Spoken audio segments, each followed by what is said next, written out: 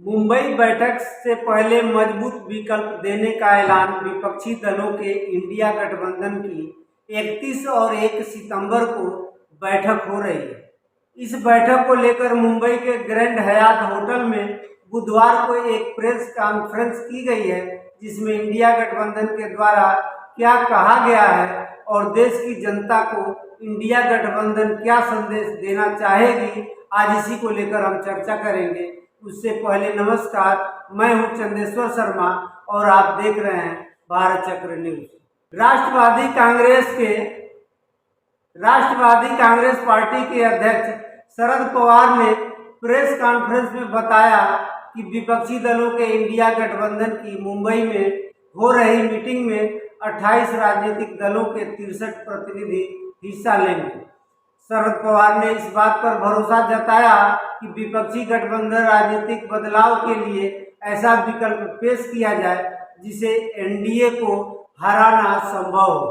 हालांकि उन्होंने ये भी साफ किया कि इंडिया गठबंधन में सीटों के बंटवारे पर अभी तक कोई चर्चा नहीं हुई है। एकनाथ शिंदे के नेतृत्व वाली एनडीए सरकार में शामिल होने के लिए भतीजे अजीत पवार पर निशाना साधते हुए उन्होंने कहा कि एनसीपी को लेकर कोई दुविधा नहीं है।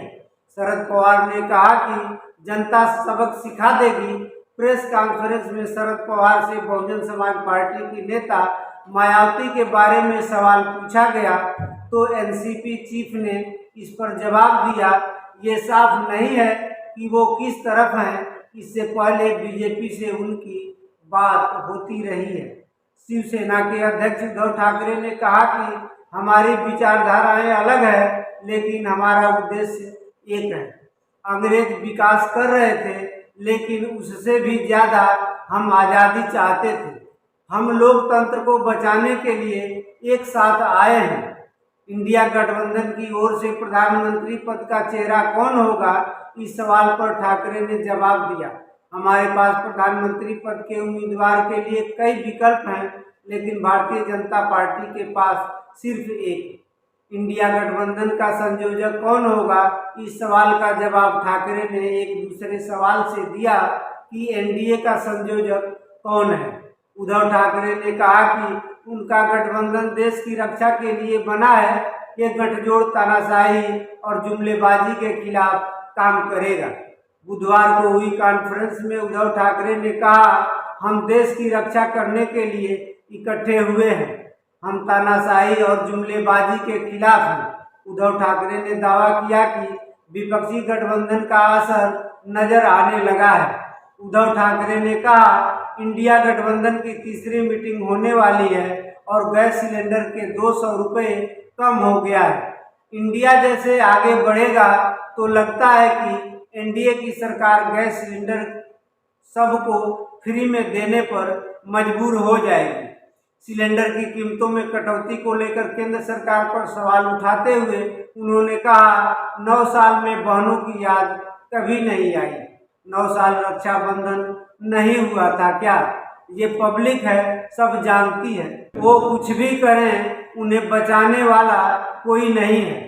उद्धव ठाकरे ने कहा, रक्षाबंधन सिर्फ एक दिन के लिए नहीं होना चाहिए। हमें ऐसी सरकार चाहिए कि हमारे देश में महिलाएं सुरक्षित महसूस करें।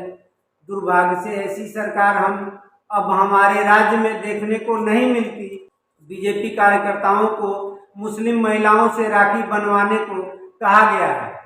मैं कहता हूं कि बिल्किस बानो से राखी बंधवाओ। मणिपुर की महिला पहलवानों की अपेक्षा की गई है। देश से प्यार करने वाले सभी लोग एक साथ आए हैं।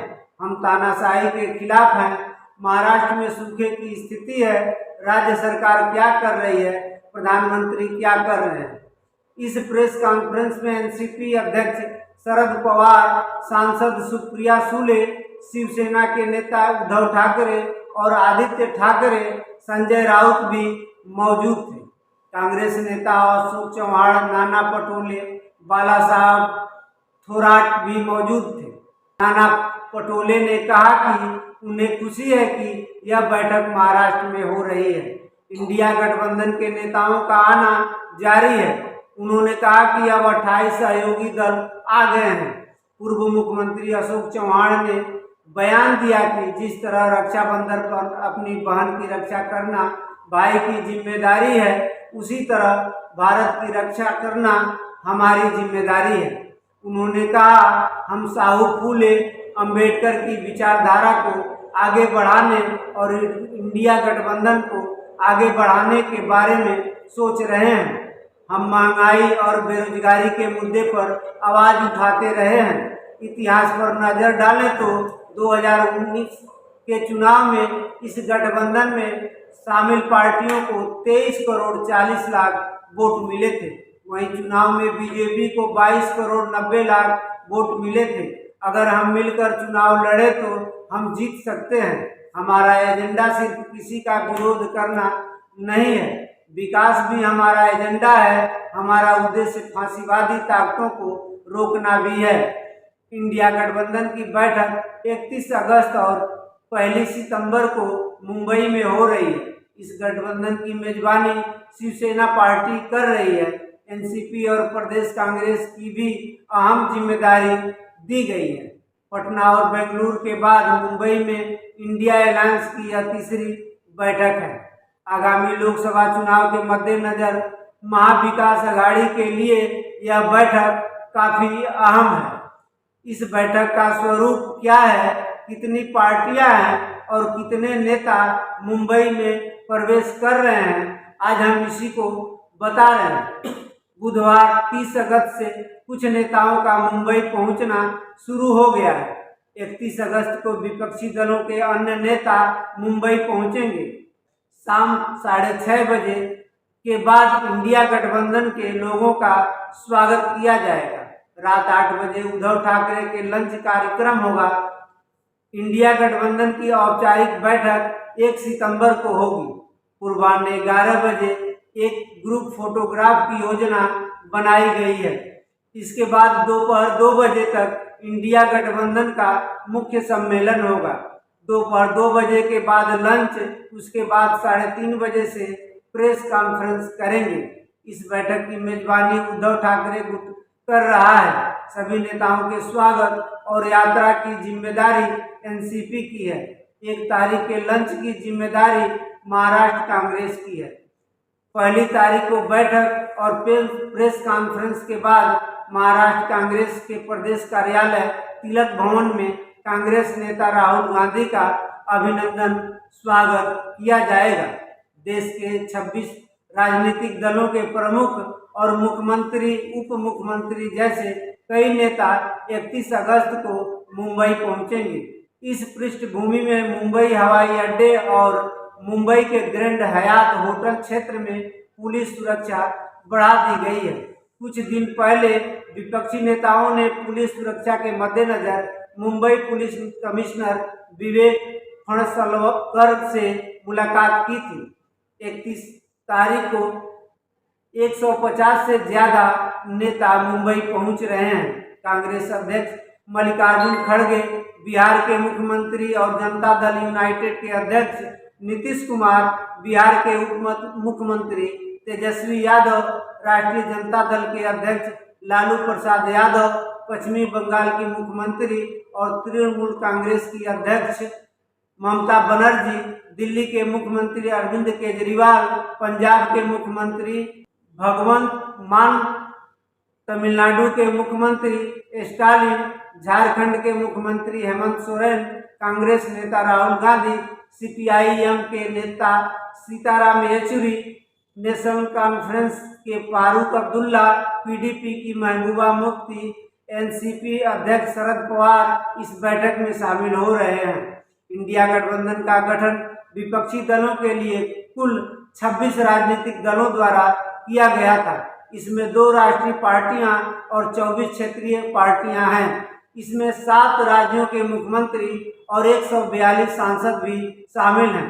2024 के लोकसभा चुनाव में सत्तारूढ़ बीजेपी को चुनौती देने के लिए देश में विपक्षी दल इंडिया गठबंधन के तहत एक साथ आए हैं। 26 दलों के बीच समन्वय और सुसंचार सुनिश्चित करने के लिए इस गठबंधन का संयोजक कौन होगा, यह सवाल बार बार उठाया गया है।